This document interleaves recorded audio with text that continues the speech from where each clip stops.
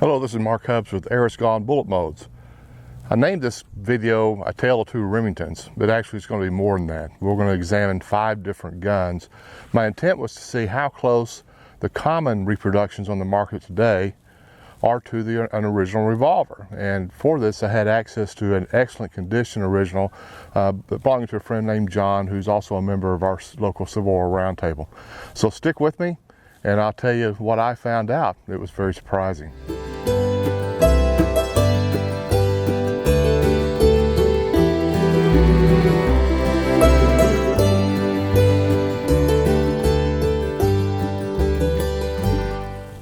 First, let me say a few words about how I took measurements on these various revolvers to get that comparison.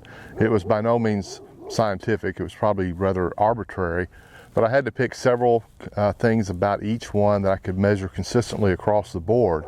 And I'll show you how I did that, or what I did on each one of those. First of all, we'll just take one of the reproductions, move some of these others out of the way, so I can give you an illustration. I used a set of calipers, a good set of digital calipers, and I did everything in metrics. I think it's more precise that way. I measured the diameter of the cylinder, the size of the frame measured from the front of the frame to the rear of the hammer notch, and from right below the trigger guard up to the top of the hammer notch, and also the barrel length, the overall length measured from the heel all the way to the bottom of the muzzle. I measured the length of the plunger in each one, the diameter of the plunger, the depth of each chamber, and the diameter of the internal sides, the internal diameter of each one of the chambers. I'm probably missing something there also. To measure that internal diameter, I used what is known as a telescopic plug gauge, or telescopic gauge.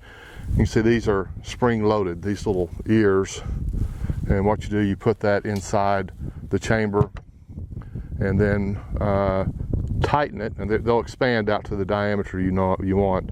Tighten it up so it remains fixed, bring it out, and then use a good set of dial calipers to measure that diameter. And all these measurements I took 2 or 3 times to make sure I was being consistent. And also, if there was some variance, I've averaged those to get it.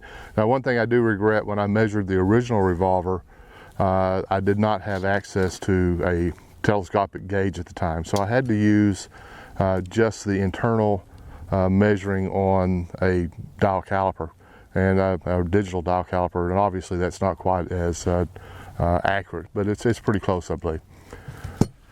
So let's talk about what I found out. I won't reveal right offhand, but I measured 4 different revolvers. The first being Uberti. This has been in my collection for a long time. It's made in 2008. And a Pietta, which I bought recently used. And these are going to be the standards, because this is what most people have. I also have in my collection a Euro Arms and a Rig Army. Both of these have been out of production for many years. And I'd always heard that the Euro Arms was actually a reproduction of a transitional model. It's not a true New Model Army. They tried to dress it up as so, but the frame size is noticeably smaller, and I expected that. On the Rig Army, it is also a small frame. I measured all of my revolvers before I had access to the original, and I found that the Rig Army was the lightest and the smallest of all the reproductions by far.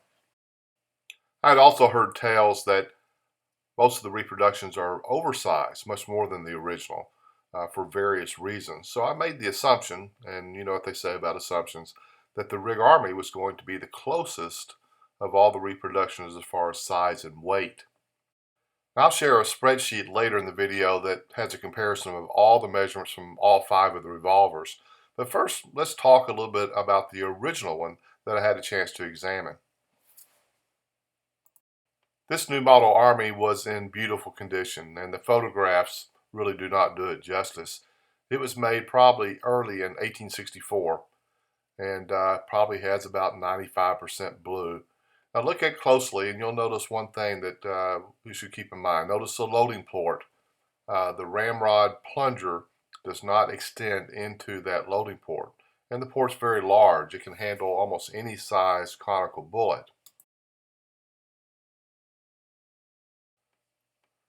The question on New Model Army plungers comes up very often. The question is, do they have a conical recess in them like a Colt? And the answer is no.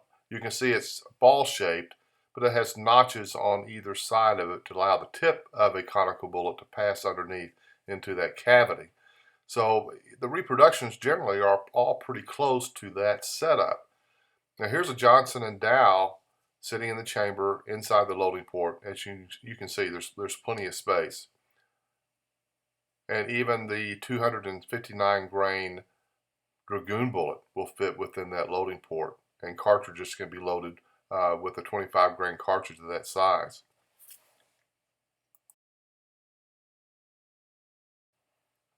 As I mentioned before, I measured 4 different revolvers for comparison: a Rig Army, a Euroarms, an Uberti, and a Pietta. We'll limit our discussion to the Uberti and the Pietta because they're the most common and they're only ones available today. Of the two, I think Uberti probably has the slickest finish. It's the best put together. Not necessarily the better gun, but a prettier gun.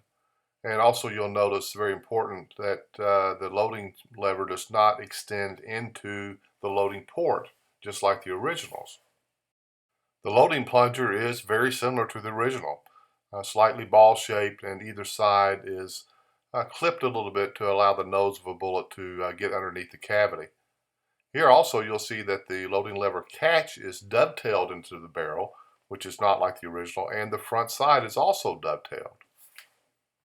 And although that front dovetail is not as the original, it could be of great benefit to the live fire shooter because they can adjust the gun for windage. The Uberti is also a very well-made gun.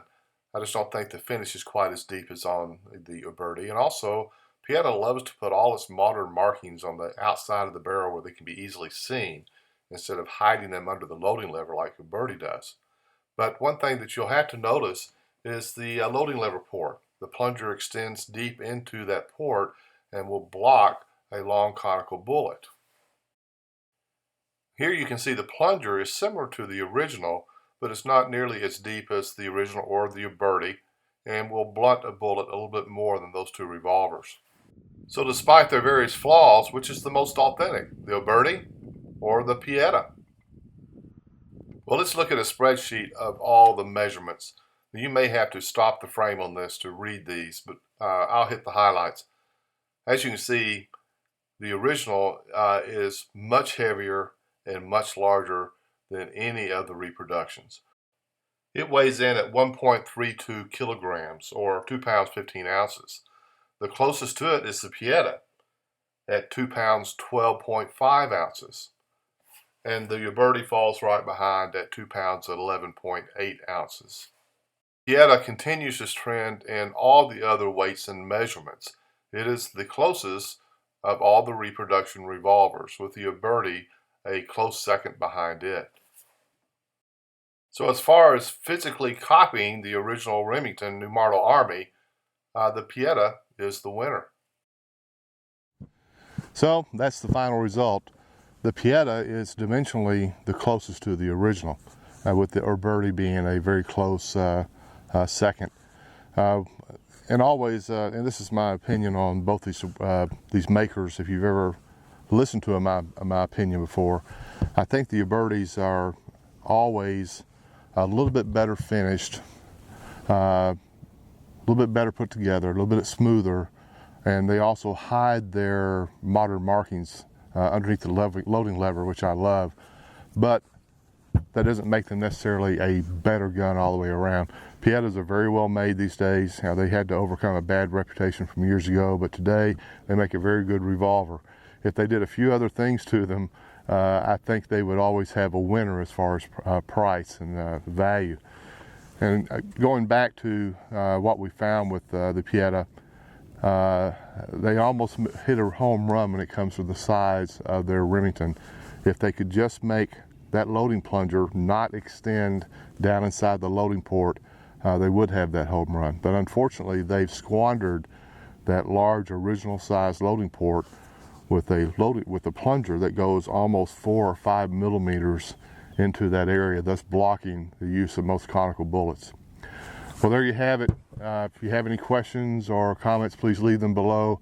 If anyone has some of the other reproduction revolvers that are still out there and can be found on the used market, such as the Santa Barbara, I'd love to see the same kind of results as far as measurements in those also.